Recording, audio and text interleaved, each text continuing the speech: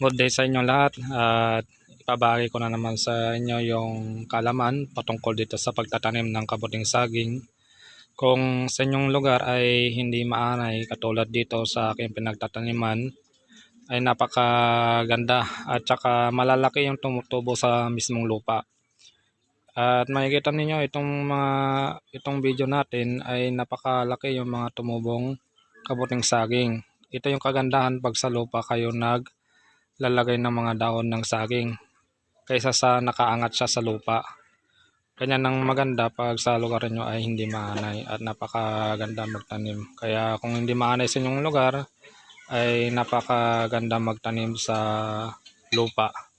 Ayan, kasi yung amag niya kakalat sa lupa at iba pa yung tutubo sa dahon, iba pa yung tutubo sa lupa. So yan lang, God bless sa inyong lahat.